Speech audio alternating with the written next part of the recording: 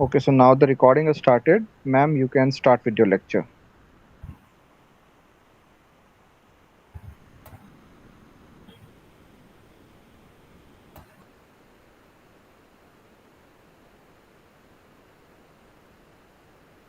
Sir, is my screen visible?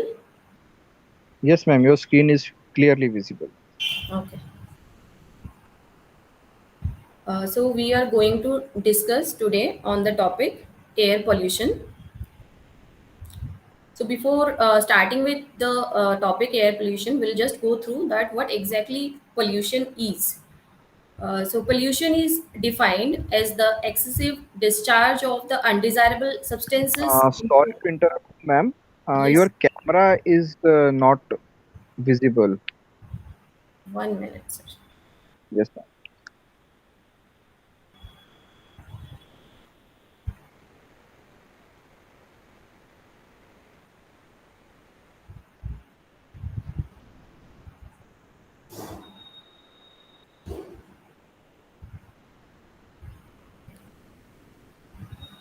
Is it visible, sir, now? Yes, ma'am, your camera is visible now. Okay, sir. Thank you. Now you can continue from the beginning. Yes, okay, sir. So today we'll be going to discuss the topic air pollution. So starting with the topic, first we'll see what is pollution. So pollution is defined as the excessive discharge of undesirable substances into the environment that is affecting the natural quality of the environment and causing different adverse damages to the human, plants and animals.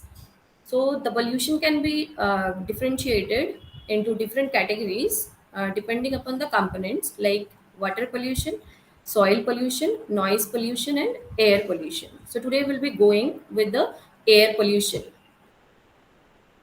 So, what is exactly air pollution? So, we can define air pollution as the presence of one or more contaminants in the ambient atmosphere that is injurious to the living and non living things, or which will be unreasonably interfering with the comfortable enjoyment of our life and the properties.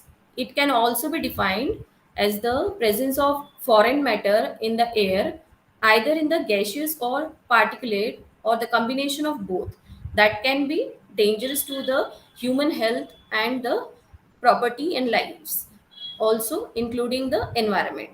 So, combining everything, we can say that air pollution is the presence of the substances in air in insufficient concentration for a very sufficient time so that it can be threatening to be injurious to the human beings, animal or plant, or to the property, or which reasonably interferes with the comfortable enjoyment of life and property. The air pollutants may rise from both the man-made and natural processes. So here we can see that the air pollution is taking place from the smoke, from the vehicular emissions, and from the smoke that is coming out from the chulas, chimneys, and from different industries. What is exactly clean air? Clean air is that which is having the composition of nitrogen as 78.1%, oxygen 20.9%, and others that is trace as 1%. So when this composition of air gets changed or it gets disturbed due to due to the inclusions of some undesirable matter, then air pollution takes place.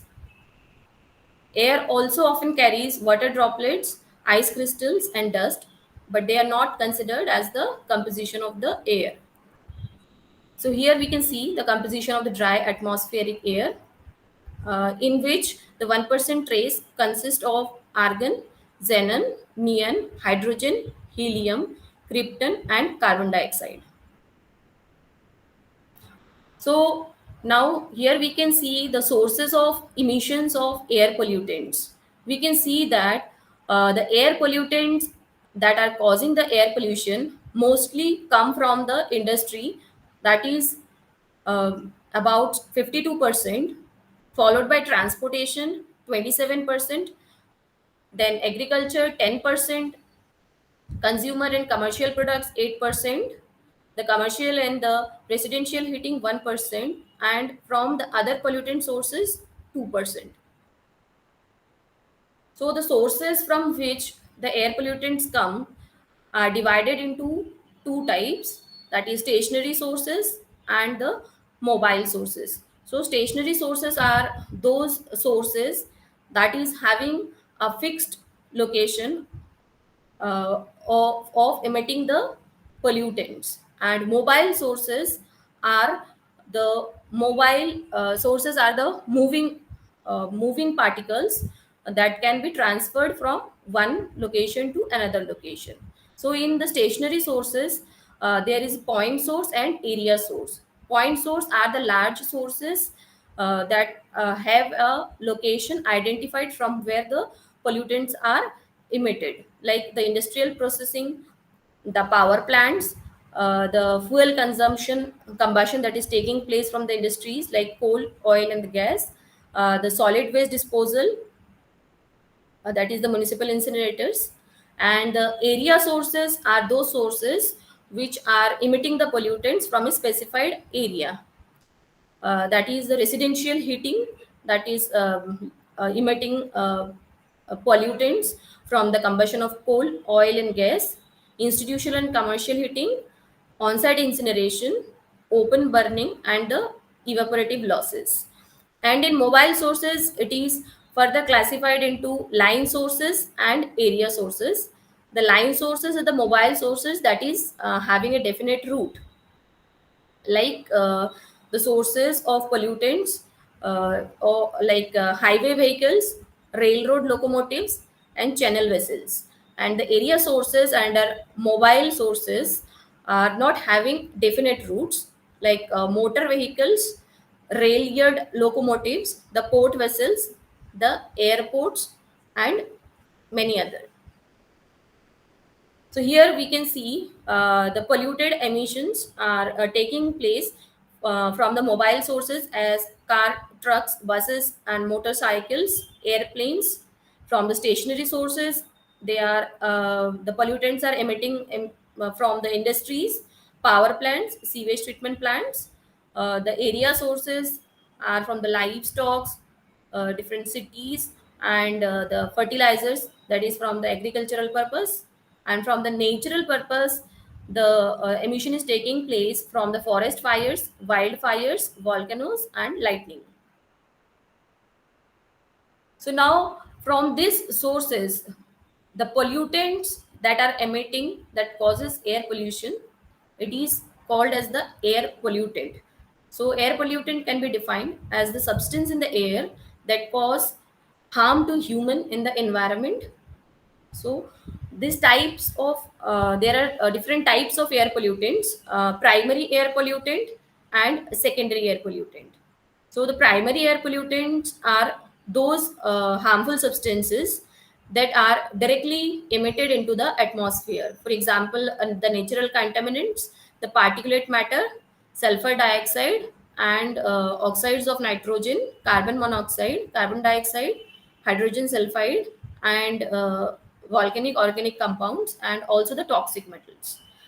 The secondary air pollutants can be defined as those harmful substances which are not directly emitted in the atmosphere, but they are formed in the atmosphere when two or more primary pollutants react, or a primary air pollutants react with the substances that are already present in the atmosphere. Examples are ozone, the photochemical smog, PAN, that is peroxyacetyl nitrate, formaldehyde, acid mist, etc.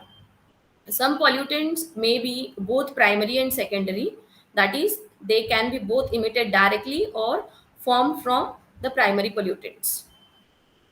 So here we can see that from the different human sources and the natural sources, the primary air pollutants are emitted directly into the atmosphere, and due to the combination of the primary air pollutants, after the reactions, the secondary air pollutants are formed.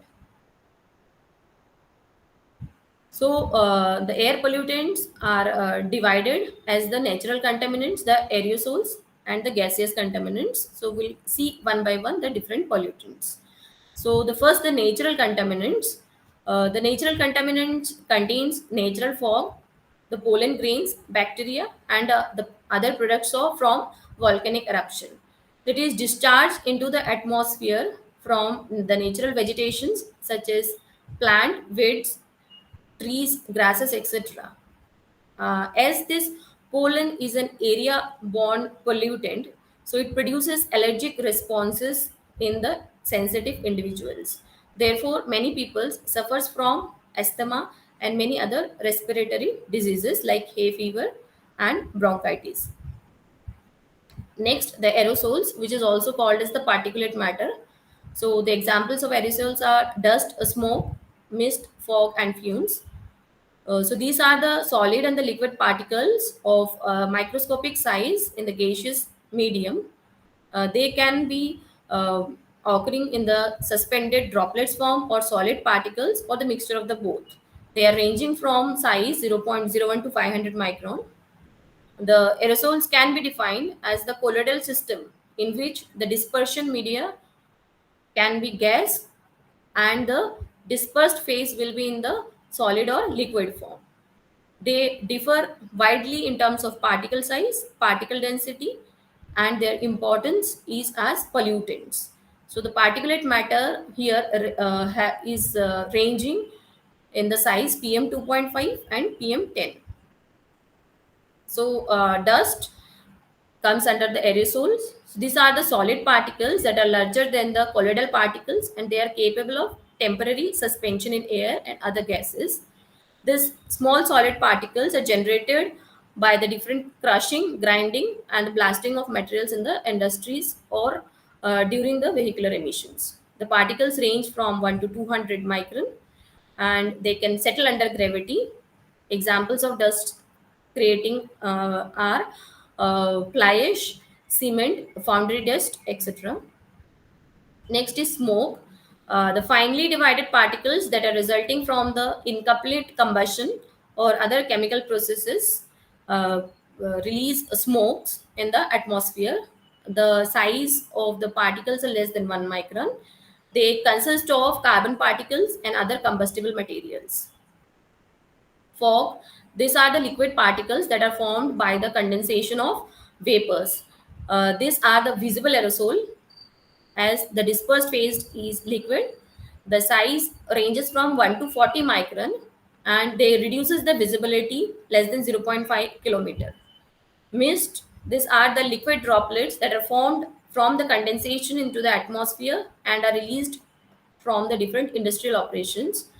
They are in the form of water droplets in air in the size ranging from 40 to 500 micron. They reduces the visibility up to 1 kilometer or more. And the mist particles may collapse sometimes, that is, they can come together to form one mass or as a whole. Next is fumes. They are the very fine solid particles having size 0.1 to 1 micron. They are unpleasant smelling airborne effluent generated by the condensation from the gaseous state and often accompanied by a chemical reaction such as oxidation. These are also released from the chemical or metallurgical processes.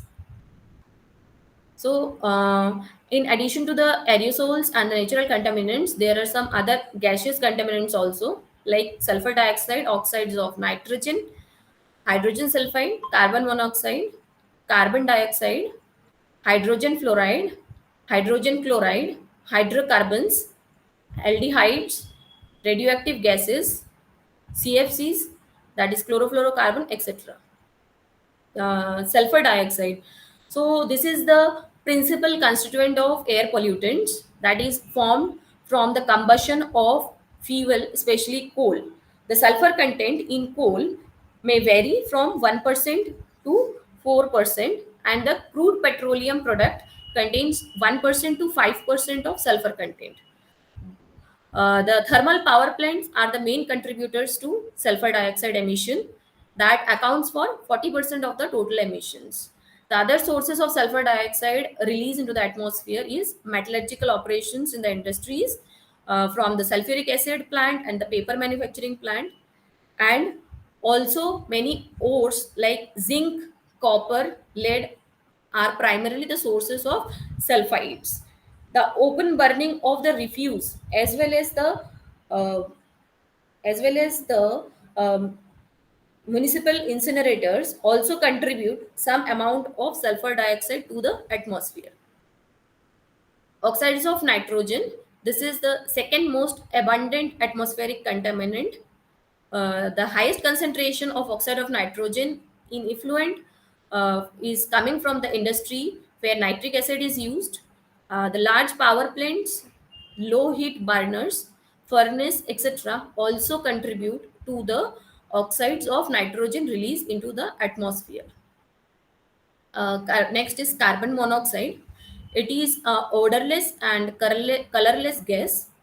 It is a dangerous gaseous pollutant which is produced from the incomplete combustion of carbonaceous matter. The chief source is from the automobile exhaust from the industries. Carbon monoxide, when inhaled, it get reacts with the hemoglobin of the blood to give carboxyhemoglobin. It also results in loss of consciousness, concentration, headache, retardation of mental activity, weakness, etc. Hydrogen sulfide, it is highly toxic, flammable, and foul smelling gas. The main source is from the anaerobic biological decay process, and volcanoes and water springs also is the source of hydrogen sulfide release into the atmosphere. The other sources includes kraft pulp industry, petroleum refineries, coke oven plants, and chemical processes. Carbon dioxide, it occurs naturally in the atmosphere, which is an essential ingredient for the process called photosynthesis, by which the plants make their food and energy. It is released due to the respiration by plants and animals, and into the atmosphere it is released from the deforestation also, and from the burning of fossil fuels such as coal, eruption of volcanoes, forest fires, biological decay, etc. It is a main component of greenhouse gas, which also increases the mean ambient temperature and mean sea level. The next gaseous pollutants are hydrogen fluoride, hydrogen chloride, and CFCs. Hydrogen fluoride, the major sources of release into the atmosphere are from the phosphate industry, aluminum industry, and brick plants, following the other metallurgical operations and burning of coal. They are important in terms of injury to the vegetation and animal other than human beings. From the industrial chemical processes, the hydrogen chloride is released to the atmosphere, which affects on the respiratory, part in human beings due to the presence of chlorine. It also damages the vegetation and also causes corrosion. CFCs are non-toxic, non-flammable, and non-carcinogenic gaseous pollutant.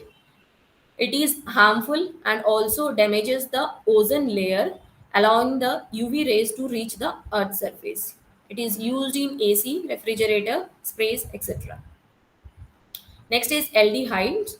It is formed from the combustion of gasoline, diesel, oil, fuel, and the natural gas, and also from the incomplete oxidation of motor fuel and lubricating oils. It causes irritation to eyes. Next is radioactive gases. The nuclear power reactor and the related fuel handling facilities in the industries leads to the release of radioactive gases into the atmosphere. Experimental accelerator, testing of nuclear bombs, agricultural and industrial activities, medical use of radioactive isotopes are the also the sources of radioactive gases into the atmosphere. Next is the secondary pollutants like ozone. Uh, it is pollutant. It becomes a pollutant in the Earth's upper atmosphere as it plays an important role. Uh, sorry, it is a um, pollutant at the ground level, because in the earth's upper atmosphere, ozone plays an important role by providing a shield from the UV rays. But at the ground level, when the ozone concentration is more, it becomes a harmful pollutant. It is not directly emitted in the air, but it is created by chemical reaction between the oxides of nitrogen and the volatile organic compounds that are already present in the sunlight. When ozone is inhaled, it triggers the health problems like asthma, chest pain, coughing, throat irritation, and congestion. It also reduces lung function and inflammation in the linings of the lungs. Smog. It is a combination of smoke and the fog. Smog is of two types, photochemical and coal induced smog. It is restricted to highly motorized areas in the metro cities, and smog occurs under inversion condition, that is under when the air movement is restricted under adverse meteorological conditions. It reduces the visibility, causes eye irritation, damage to vegetation, and cracking of rubbers. It also causes high mortality rate when there is a prolonged exposure to smog. Next is acid mist or acid rain. It is formed when the vehicular emissions emits oxides of sulfur and oxides of nitrogen, which reacts with the water droplets that are already present in the atmosphere. It creates nitric acid and sulfuric acid, which is acidic in nature, and in the form of precipitation, when it comes, it acts as a acid rain or acid mist, which is usually acidic, and it possesses elevated levels of hydrogen ions, that is low pH. It can have harmful effects on plants, aquatic lives, and also the infrastructure. Next is PAN, that is peroxyacetyl nitrate. It is produced from the combination of hydrocarbons and nitrogen dioxide in the presence of sunlight and heat. It causes eye irritation, damage to plant, skin cancer, etc. Formaldehyde, it is the organic chemical that is prevalent in the environment, which is a colorless gas and have pungent odor that comes from the family of gases aldehyde.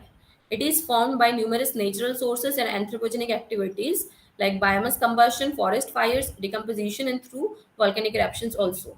The power plants, incineration, and the automobile exhaust are the sources of formaldehyde into the atmosphere. It causes cancer and irritation to the respiratory tract. Now, due to this different air pollutants that are released into the atmosphere, there are several effects on the different heads that is caused due to this air pollution, that can be classified into following categories.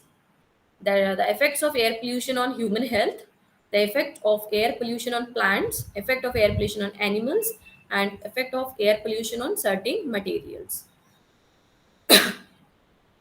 So the effects of air pollution on human health.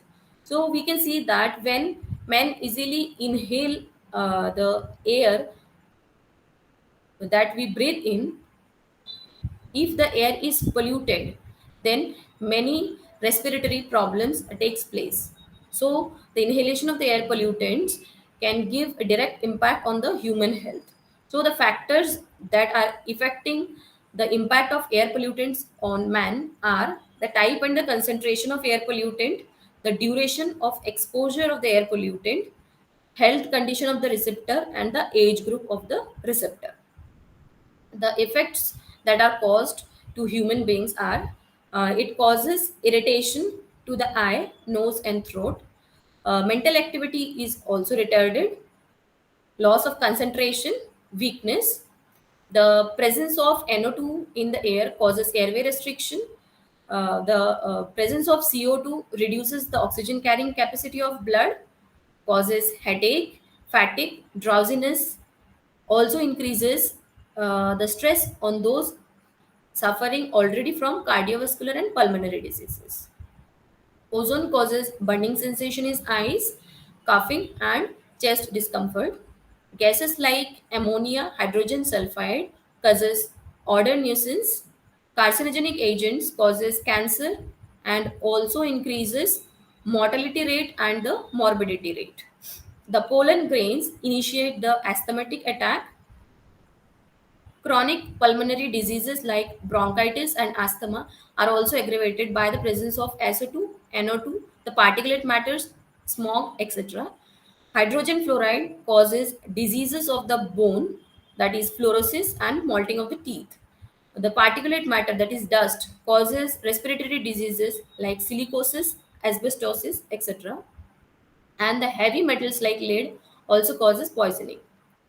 The effects of air pollution on animals.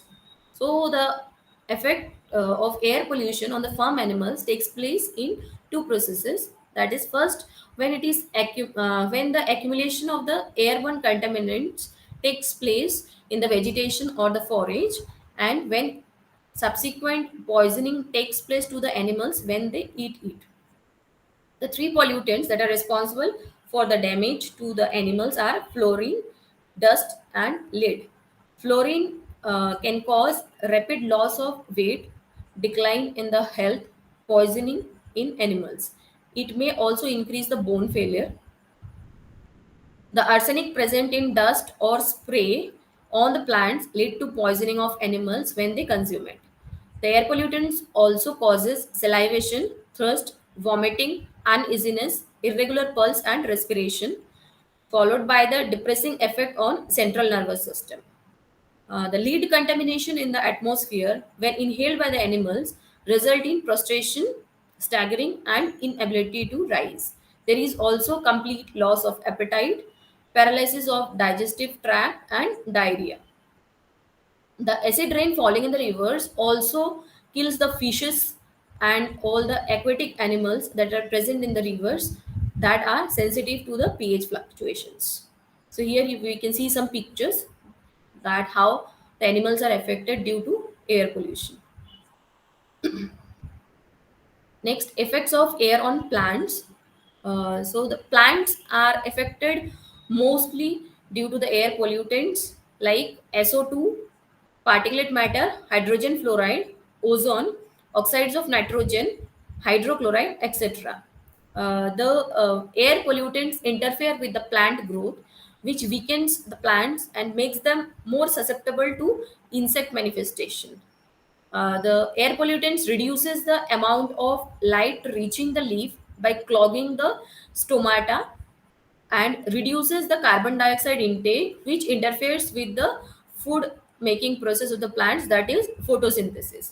It also causes damage to the leaves, that is bleaching of leaves, collapse of leaves, necrosis of leaves. It retards the yield of the plants and also causes acute and chronic injury to the plant that also spoils the appearance of the vegetation and plants. Next, effects of air pollution on materials. It damages the materials or the metals by corrosion, which is caused due to sulfur dioxide, sulfur trioxide, and sulfuric acid. The presence of CO2 in the moisture produces carbonic acid, which is then leached out as water soluble bicarbonate, which also causes corrosion. The particulate matter that is present in the air adhere to the building surfaces, which produces unsightly coating, and also the paint is also affected, and that requires frequent painting. H2S, which is present in the atmosphere, causes darkening of surfaces covered with paint. SO2 that is present in the atmosphere causes deterioration of natural and some synthetic textile fibers. Ozone causes fading of certain dyes on cotton and rayon fabrics, and the rubber are also damaged by cracking. The oxides of sulfur that are present in the atmosphere causes leather to lose its strength and ultimately disintegrate. So the air pollutants that is causing the damage to these materials are completed through this five mechanism, that is abrasion, deposition and removal, direct chemical attack, indirect chemical attack, and corrosion. In the abrasion, the solid particles are traveling at high velocities of sufficient size, which causes the abrasive action and they accelerate the wear and tear. In deposition, the particle deposited on the surface spoil the appearance and also causes the deterioration. In direct chemical attack, the pollutants directly react with the material and causes the deterioration. For example, bleaching of the marble by SO2. And in indirect chemical attack, the certain materials absorb some pollutants and get damaged when the pollutants undergo chemical changes. Like example, SO2 when absorbed by leather is converted to H2SO4 that deteriorates the leather further. The atmospheric deterioration of ferrous metal is by an electrochemical process, that is corrosion. So, apart from the effects of air pollution on human beings, plants, animals, and materials, it is also causing some effect on the atmosphere, which are categorized as inversion, that is the trapping of the air pollutants, which leads to the formation of photochemical smog, acid rain, climate change, greenhouse effects that leads to global warming also, heat islands, the depletion of the ozone layer, the visibility reduction, change in the precipitation, change in mean sea level, energy supply and demand, and water sources availability, etc. So now we'll go through the air pollution episodes that are caused due to the air pollutants that are present in the atmosphere that sometimes cause some disastrous effect to the atmosphere as well as the environment and human beings. So here are some of the air pollution episodes. Like in 1930, the three-day fog in Meuse Valley, Belgium was caused. In 1931, fog was caused in Manchester, England. In 1948, Donora emission take place. In 1952, London smog took place. In 1984, the Bhopal tragedy took place. So, likewise, there are several air pollution episodes that have taken place till now. So, we'll go through some examples. Like the Bhopal gas tragedy is one of the most disastrous air pollution episode in India, which was caused on December 2nd, 1984 night in the Union Carbide pesticide plant in Bhopal, India, which was taken place due to the leakage of MIC gas, that is methyl isocyanide gas, and other poisonous toxins into the atmosphere. About 40 tons of toxic gas was leaked and spread throughout the city. There was about 5 lakh casualties and 15,000 deaths at that time. In addition, more than 20,000 people have died since the accident from gas related disease. The cause of the tragedy was that uh, water was entered into the MIC storage tank, which result into an exothermic reaction that increases the temperature inside the tank above 200 degrees Celsius, that raised the pressure and the safety system failed, due to which the gases were released and were blown by the wind towards the Bhopal city, due to which there was a havoc created in Bhopal city and there were several deaths due to this tragic action of air pollution. Next, the Great London Smog that was occurred on 4th December 1952 in London, which was accustomed to seeing foggy pollution laden air. Because in London, due to the increase in the industry, there are smoke continuously releasing from the industries. So, which combined with the uh, fog present over there in the winter season, and smoke was created that lead to inversion. So, in 1952, this pollution took a tragic turn in the winter season. The weather was cold, and the residents they burned more coal in their fireplaces to reduce the chill. So, due to that smoke and the fog, a smog was created, that is photochemical smog. The high pressure air mass that smog created a subsidence and the temperature inversion layer, due to which a black cover was already created, that was total darkness was created in the state. So the old and the respiratory affected died first, but younger people exposed to the outside atmosphere was also affected. At that time, the maximum daily concentration of CO2 was recorded as 4,000 mg per meter cube. The smoke level was 4.46 mg per meter cube, and the particulate matter were 5 times higher than the normal. So the Great London smog lasted for 5 days and was lifted on 9th December, resulting in about 12,000 deaths and 1 lakh illnesses. Here we can see some pictures of the London smog. Next, we'll go with the meteorology and air pollution. So, meteorology is the study of forecasting the weather changes, that is resulting from the large scale atmospheric calculation. So, meteorology is the study of the local weather patterns, like if the air is calm and pollutants cannot disperse, then the concentration of these pollutants build up, that leads to air pollution. These meteorological parameters can trigger the air pollution episodes. Therefore, when once the polluted is emitted, it should be transported and it should be diluted in the atmosphere so that the concentration of pollutant is dispersed and it does not cause air pollution, or the pollution can be controlled. So these meteorological parameters are classified into primary and secondary pollutants depending upon their importance. So the primary parameters are wind direction and speed, atmospheric stability, temperatures, and mixing height.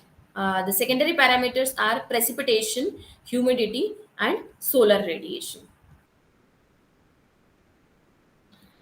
So the primary parameters that are wind direction and speed, atmospheric stability, and temperatures and mixing height leads to the air pollution, mainly because they are of more importance. Like the direction and the speed of the wind uh, governs the drift and diffusion of the air pollutants that are discharged near the ground level. So, the higher the wind speed near the point of emission, the more rapidly the pollutants will be carried away from the source. So, the concentration of the pollutants will be dispersed and they will go on decreasing with the distance. But if the wind speed is low, then the dispersion will not be effective and the pollutants will tend to concentrate at the ground level, which may cause pollution. Next, the atmospheric stability and the temperature inversion. So it is the resistance of the atmosphere to the vertical motion or mixing, which is enhanced by the lapse rate. So what is lapse rate? So it is the vertical temperature gradient, that is the rate at which the temperature changes with the elevation, that is height of the atmosphere. It is called as the lapse rate. So lapse rate in a dry adiabatic atmosphere is called as the DALR, that is dry adiabatic lapse rate, in which the air move upward in a hydrostatically stable environment and expands slowly to the lower environment pressure without the exchange of heat. So, based on the meteorological data in the troposphere up to about 10 kilometer, the environmental lapse rate is found to be 6.5 degree Celsius per 1000 meter. So the environmental lapse rate is the actual lapse rate that may be greater or less than the dry adiabatic lapse rate. The environmental lapse rate determines whether the air or atmosphere is stable or unstable. If the air is unstable, then the vertical movement of the air is encouraged, and if the air is stable, then the vertical movement of air is discouraged. So apart from the environmental lapse rate and the dry adiabatic lapse rate, two more lapse rate occurs, that is super adiabatic lapse rate and the sub adiabatic lapse rate. or inversion which is dependent on the previous lapse rate. Superadiabatic lapse rate occurs when the ELR, that is environmental lapse rate, is more than the DLR. And subadiabatic lapse rate or inversion is also called as the negative lapse rate, occurs when the ELR is less than the DLR. And during this inversion process, the vertical movement of air is stopped and the pollution is concentrated beneath the inversion layer, that is, the denser air is at the ground level. So, therefore, due to this negative lapse rate or inversion, air pollution episodes can be caused. The stability of atmosphere depends upon the vertical air temperature distribution. So these are the terms, when the atmospheric condition is very stable, the temperature increases with the increase in altitude. This is a negative lapse rate condition or an inversion. When the atmospheric condition is stable, the atmospheric lapse rate is less than the dry adiabatic lapse rate, but temperature decreases with altitude increase. In neutral condition, the environmental lapse rate is the same as the dry adiabatic lapse rate. In unstable condition, the environmental lapse rate is greater than the dry adiabatic lapse rate. And in very unstable condition, the environmental lapse rate is very much greater than the dry adiabatic lapse rate and the super adiabatic condition occurs. So next we'll be going with the plume. So what is plume? Plume refers to the path taken by the continuous discharge of gaseous pollutants that are released from the source, usually a stack. Here we can see this is called the plume, which is released from the stack of the industries and it is being emitted to the atmosphere. So the path that the gaseous effluents takes from the release of the stack is termed as plume. The behavior of the plume emitted from the stack depends on the localized air stability. So, by looking at the behavior of the plume, we can state the condition of the atmosphere and the dispersive capacity of the atmosphere. The behavior and the dispersion of the plume entirely depends on the environmental lapse rate. The effluents that are emitted from the stacks are often injected to an effective height of several hundred meters above the ground. Therefore, the spread of the plume is directly related to the vertical temperature gradient under the different conditions like looping, coning, fanning, lofting, fumigation, and trapping. So, these are the types of the plume in which the gaseous effluents are being released and they are emitted into the atmosphere. So we'll go through the types of plume behavior. First, the looping plume. It is a very common type of plume behavior that occurs under the subadiabatic lapse rate. Subadiabatic lapse rate means it is strongly unstable. So it occurs in light to moderate wind speed in hot summer afternoons. The plume is wavy in behavior. The high turbulence helps in the rapid dispersion of the plume, but high concentration may occur close to the stack if the plume touches the ground. Next is coning plume. It occurs on cloudy days or nights with strong winds when the lapse rate is nearly neutral. The plume shape is vertically symmetrical about the plume line. However, the plume reaches the ground at greater distance than the looping. Next, fanning plume. This occurs under inversion condition in the presence of light wind. Most of the vertical dispersion is suppressed by the extremely stable condition and the plume fans out in the horizontal direction. Strong concentration at the plume height are exhibited downwind of the stack because of the inversion condition. The fanning plume is often observed at a height and in the early morning in all the seasons. Next is the lofting plume. It occurs when the inversion layer is just below the stack and the superadiabatic lapse rate is just above the uh, surface inversion. In such a condition, the downward motion and mixing is prevented by the surface inversion, and the upward mixing is quite turbulent and rapid. Therefore, the emissions does not reach the ground surface. Next is fumigating flume. It is just the reverse condition of the lofting flume. The fumigation takes place when an inversion layer just occurs at a short distance above the top of the stack and the superadiabatic condition prevails below it.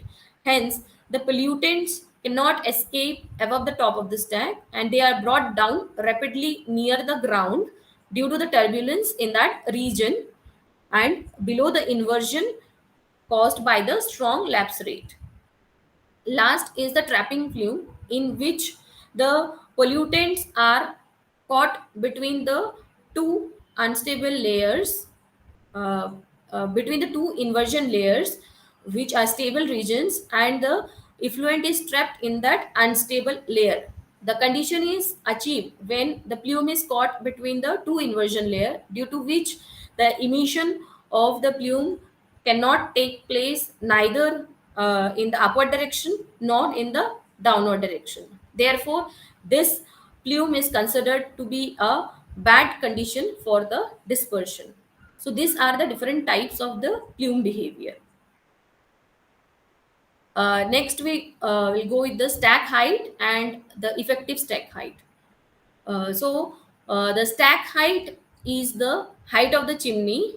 We can see here, the small hs is the physical stack height, that is the height of the chimney, and delta h is the rise of the plume above the stack.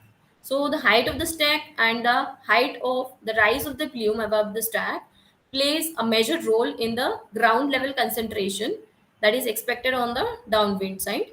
The plume rise depends upon many factors such as the exit velocity, wind speed, diameter of stack, temperature of plume, lapse rate, etc. So the effective stack height can be defined as the sum of the physical stack height and the rise of the plume beyond the stack. So it can be found out by using the formula h equals to small h plus delta h. There are several formula that are used to calculate the stack height, but as per the emission regulation that is published by the Central Board of Prevention and Control of Pollution, that is CPCB New Delhi, the chimney height can be calculated according to this given formula. For particulate matter, we can use the formula H equals to 74 Q to the power 0.27, where Q is the particulate matter emission in tons per hour and H equals to height of chimney in meters. And for gaseous pollutant, we can use the formula H equals to 14 Q to the power 0.3, where Q is the gaseous emission in kg per hour and height, and H is the height of the chimney. So from here we can find out the height of the chimney, actual height of the chimney, and when we find the effective stack of the height, we do the addition of the height of the chimney with the plume, rise of the plume beyond the stack.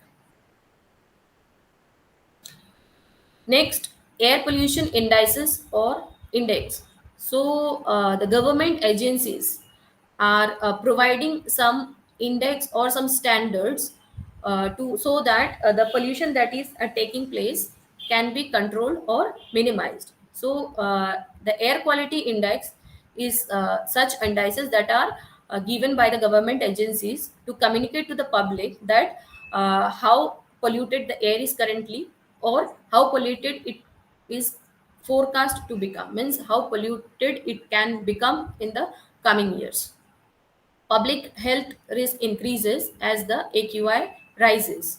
So the different countries have their own air quality indices corresponding to the different national air quality standards. Some of these are like Air Quality Health Index in Canada, Air Pollution Index in Malaysia, and the Polluted Standards Index in Singapore. So it is a scheme that transforms the values of the individual air pollution parameter into a single number. And this air quality index is also represented through a scale that tells us about the quality of the ambient air and it is also best depicted through some color bars. So here we can see the air pollution index levels of the health concern, which is depicted by a numerical value. So here we can see that in green color it is represented 0 to 50 numerical value, that is having good air quality index, means the air quality is considered satisfactory and the air pollution poses little or no risk. From 51 to 100, it is moderate. The air quality is acceptable, and the sensitive peoples may get affected due to some air pollutants. From 101 to 150, it is unhealthy for the sensitive groups. So the people already they are suffering from the respiratory problems are most affected. The general public is not likely to be affected. From 151 to 200, it is unhealthy. Everyone may begin to experience some health effects. 201 to 300 is very unhealthy. Health warnings are given, and the entire population are started to be affected by the air pollutants. 301 to 500, it is hazardous. So the health alert is been given. Some air pollution episodes can also occur. Next, the air quality standards. So the different concerned authorities, they provide some permissible limits for the different air pollutants so that the ambient air quality can be maintained and the air pollution can be minimized. So the authorities, some of the authorities that are providing the standards are NAAQS, that is National Ambient Air Quality Standard, CPCB, Central Pollution Control Board, US EPA, United States Environmental Protection Agency, and WHO, that is World Health Organization. So here we can see the air quality standards given by CPCB for India, or CPCB 2009. So here we can see some pollutants that are given with the permissible limits by the CPCB, that is the concentrations that are limited, that should be limited in the ambient air. For industrial, residential, rural, and other areas, a list is given. And for ecologically sensitive areas, that are those areas national parks and wildlife sanctuaries, and those areas which are being uh, that are been told as the ecologically sensitive zones by the Ministry of Forest, Environment, and the Climate Change. So here we can see that we have weighted the average annually, 24 hours, in 8 hours, or 1 hour. For some pollutants, it is measured at in less time, because they are being emitted in less numbers.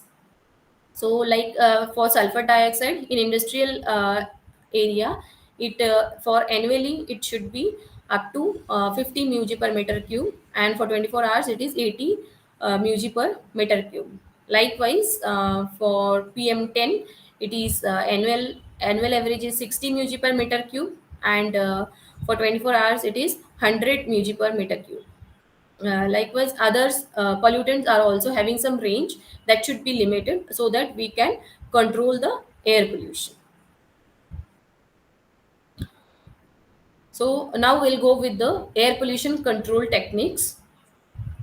So, as the air pollutants pose a great danger to the environment, lives, and property, so the removal of these air pollutants from the flue gases is of great significance, because if these pollutants can be removed or reduced by some technologies, then the air pollution can be controlled. So, the control of air pollution can be done through these three steps: control at the source, dilution in the atmosphere, and control by using pollution control equipments. So, in the control of source, it is the most effective method to prevent the emission at the source itself, because at the very early stages of the process, design and the development, we can achieve it by investing some methods or some approaches.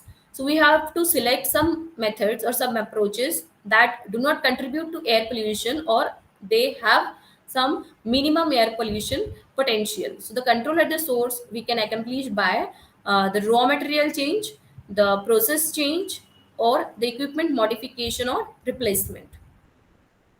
So in raw material change, we can use some pure grade raw materials instead of the raw materials that are already causing the air pollution.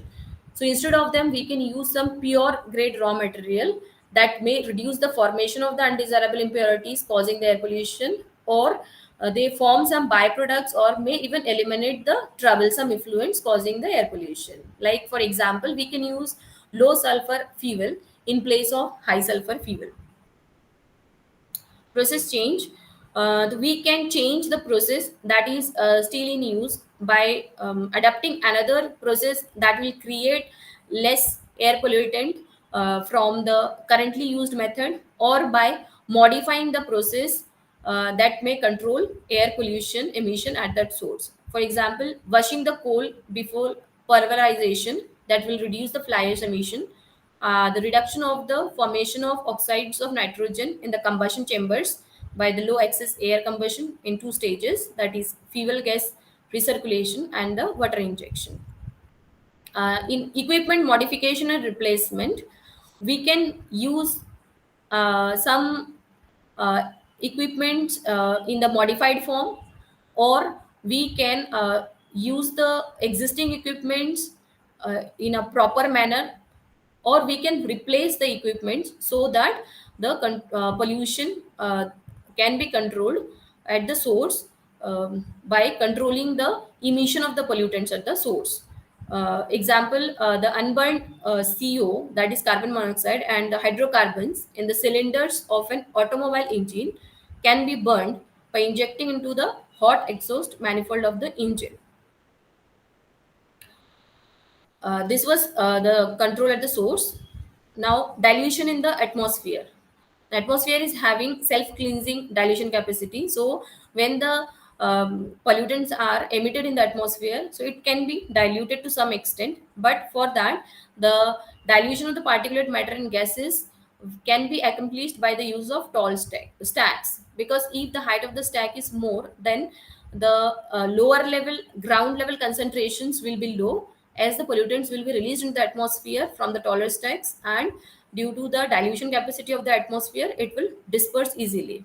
But dilution is a short term control measure, and they tend to bring about highly undesirable long range effects. Third is the control of the pollution using the control equipments. So here we'll see some of the controlling devices that are used to control the particulates as well as the gaseous air pollutants. So for removing the particulate matters from the flue gases, the controlling devices that are used are gravity settling chamber, cyclones, fabric filter, wet scrubber, and electrostatic precipitator. uh, Gravity settling chamber. So here we can see the figure of the gravity settling chamber. So it is constructed as a long horizontal box with an inlet and the outlet, and a dust hopper at the bottom. So the velocity of the particle laden gas stream is reduced in the chamber, so that all the particles are subjected to the force of gravity, and at the reduced velocity in the chamber, the particles that are having size more than 40 microns are settled in the dust hopper that is attached at the bottom. uh, as the gravity settling chamber is removing only the large particles, so they are used as a pre-cleaner for other particle emission control devices. uh, the gravity settling chamber works under the force of gravity, and they only remove the large particulate matter by allowing them to settle in the chamber. So when the gas stream enters the chamber, the velocity is reduced so that the large particles drop down, and they are collected in the hopper at the bottom. The gravity settling chamber works better when it is used in conjunction with some other efficient control device, as it can only remove the larger particles. Next is cyclones. So this is a simple mechanical separator that depends upon the centrifugal force for its action. Centrifugal force for its action. So we can see here in the cyclones, when the dusty air enters through this inlet. So due to the centrifugal force, the velocity of the inlet gas stream gets transformed into the confined vortex form, and from due to the centrifugal forces, the suspended particles tend to drive to the wall of the cyclone body. And due to the centrifugal force, the spinning gas stream forces the particle to stick to the outside of the well, and then they settle to the base of the cyclone, and the clean air is uh, extracted out. So they also require much less space to handle the same volume of gas than the gravity settling chamber. The shape of the cyclones causes the gas stream to rotate in a spiral motion, and here also the large particles are removed, uh, but they require small space than the gravity settling chamber. And here the particle size removed are greater than the 25 micron. 25 micron. Next, wet scrubber. In the wet scrubbing process, the liquid or the solid particles both are removed from the gas stream by transferring them into a liquid. Here, the liquid that is used as a media is water. The particulate matter collection efficiency is over 95%, and it also requires low energy. The different types of scrubbers that are used for removing the particulate matter are spray towers, packed bed scrubbers, Venturi scrubbers, cyclone scrubbers, and mechanical scrubbers. Here we can see a packed bed wet scrubber, which consists of an open vessel with one or more sets of spray nozzles to distribute the scrubbing liquid. Here we can see that the gas stream enters from the bottom and they move upwards towards the spray. Those are sprinkling the water that is moving in the downward direction. So the particles are captured by the inertial impaction when the gas stream takes a curved path through the pore spaces of the packing, and the clean gas is released. Next is the fabric filter or the back filter. So here a filter media is used, such as nylon or wool, to remove the particles from the dust laden gases. The particles here are retained on the fabric material while the clean gas passes through the material. The collected particles are then removed from the fabric filter by a cleaning mechanism, which is either the mechanical shaking or by the use of air blast. So here we can see the air is entering through this inlet, and the particulate matter are trapped in this inner bag, and the clean air is coming out from this outlet. So due to the shaking mechanism here, the particulate matter are collected at the bottom in the collection hopper. The cyclones are having lower collection efficiency than the fabric filter, because the fabric filter are removing the fine particulate matter also, and depending upon the design and the choice of the fabric, the particulate matter control efficiency here can be more than 99%. Next is electrostatic precipitator. It is widely used in the power plant, where the particulate matter is the fine particulate matter is removed by the use of the positively charged and the negatively charged electrodes, because electromagnetic field is created. The electrostatic precipitator is having no moving parts. It requires electricity for its operation, and it is extremely effective in removing the submicron particulate matter. It is expensive. So at periodic intervals, the particulate matter is removed from the charged plates by rappers or hammers or vibrators, depending on the design, and collected in the bottom hopper. Here the collection efficiency is more than 98% for PM10, and the electrostatic precipitator can also handle hot flue gases at temperature up to 570 degrees Celsius. The fabric filter cannot handle the hot flue gases, so electrostatic precipitator is better than the fabric filters. And compared to the fabric filter, the electrostatic precipitator also uses less energy and lower maintenance requirements. It is also having better separation efficiency and can remove the fine particles having size more than zero point 0.1 micron. So these were the methods that were used to remove the particulate gaseous pollutants. Now, the methods that are used for removing the gaseous pollutants from the stack gases are combustion, absorption, condensation, and biofilter. In combustion process, the organic compounds that are coming out from the different manufacturing operations, they are converted into the innocuous carbon dioxide and water. The devices that are designed are designed to undergo the oxidation reaction so that minimum unburnt compounds can be formed. So three methods of combustion are commonly used in air pollution control: direct combustion, thermal combustion, and catalytic combustion. In direct combustion, the gaseous air pollutants are burnt directly in the combustor with or without the aid of an additional fuel, such as the natural gas. And the combustion process should be designed in such a way that the flame burns at any wind speed or any gas flow rate. They are mostly used in the refineries and petrochemical plants, and they are a relatively safe method for the highly combustible waste gases. It is economical only if the waste gases itself contribute more than 50% of the total heating value required for the incineration purpose. And in thermal combustion, the concentration of the combustible pollutants is below the lower explosive limit. Therefore, we can use the thermal incinerator when the concentration of the combustible pollutants is having lower explosive limit. So the method is often used when the heating value of the waste gas ranges from 50 to 750 kilojoule per meter cube.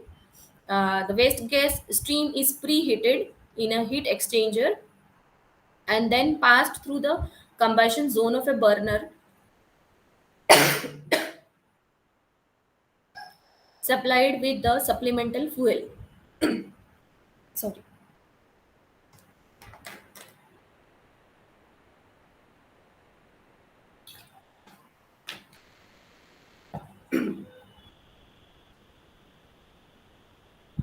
It can be properly designed and operated because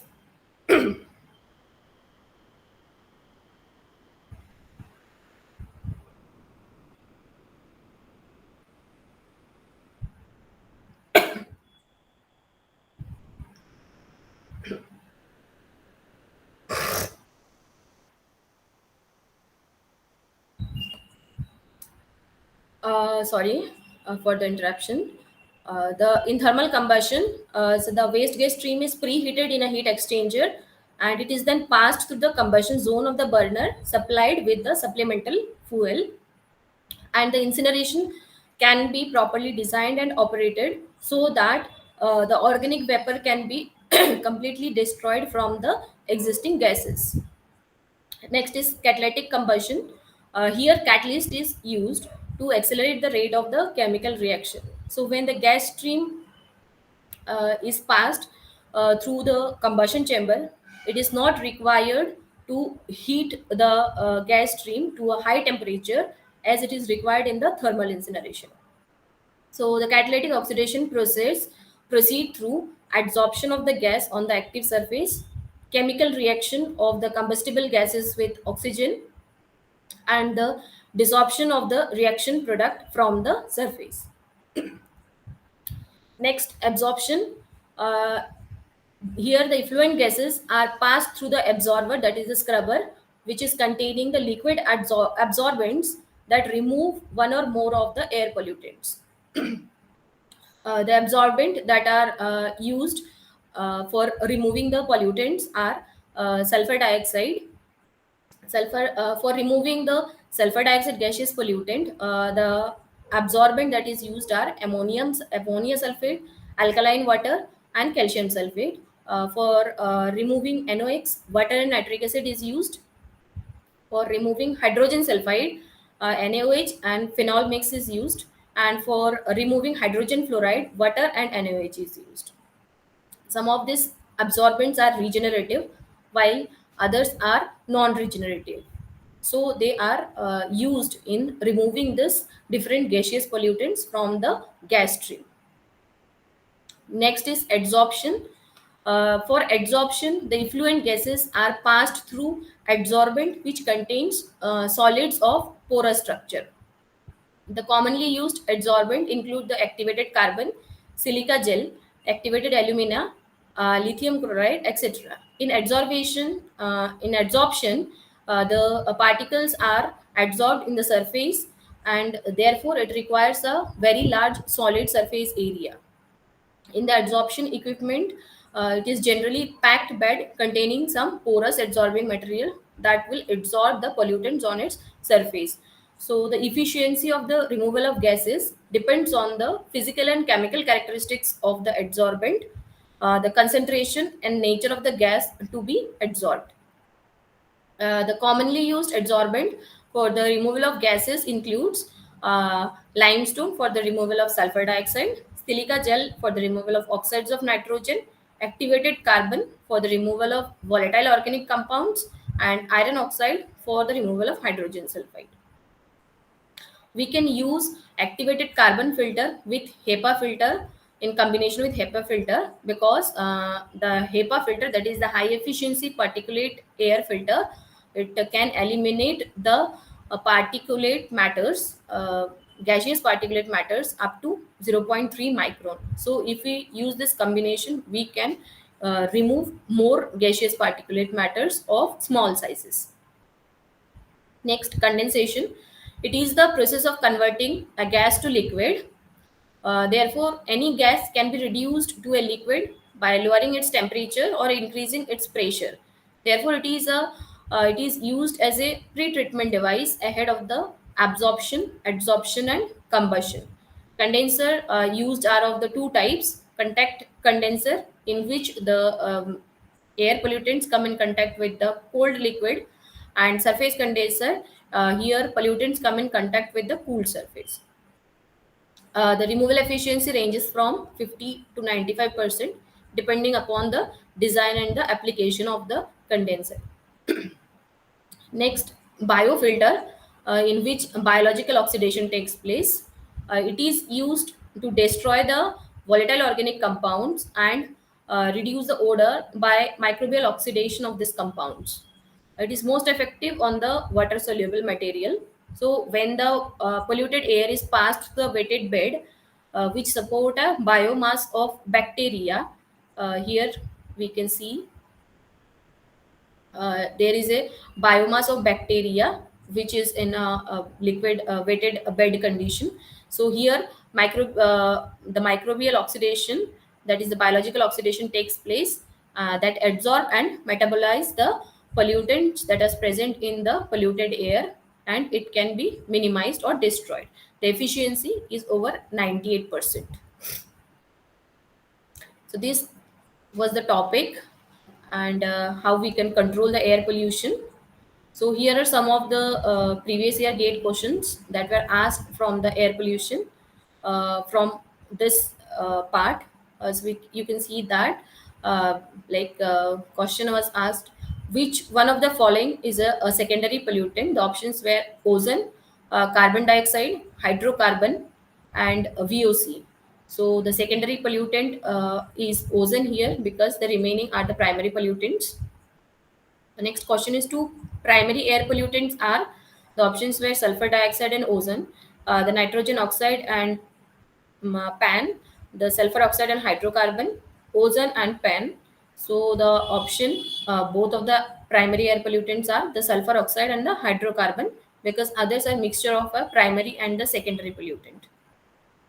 Next question is, particulate matter, that is fly ash, is carried in a effluent gas from the furnace burning fossil fuel, that can be better removed by the cotton bag house filter, the electrostatic precipitator, the cyclone, and the wet scrubber. So as it is a fine particulate matter, it can be better removed by the electrostatic precipitator.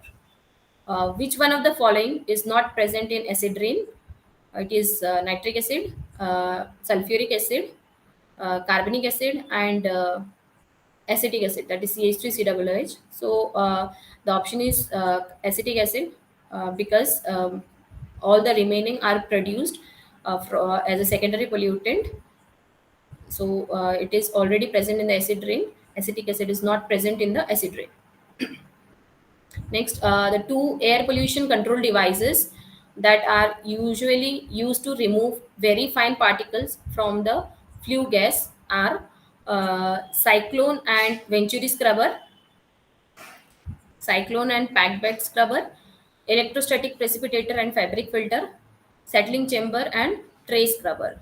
So the option is electrostatic precipitator and fabric filter. Next is SO2 and CO adversely affect the oxygen carrying capacity of blood and functioning of lung respectively, functioning of the respiratory system and brain respectively, functioning of the respiratory system and oxygen carrying capacity of blood respectively, functioning of air passages and chest respectively. So the option is the option C, because SO2 and CO combined adversely affect the functioning of the respiratory system as well as the oxygen carrying capacity of blood respectively. So thank you. Our topic ends here.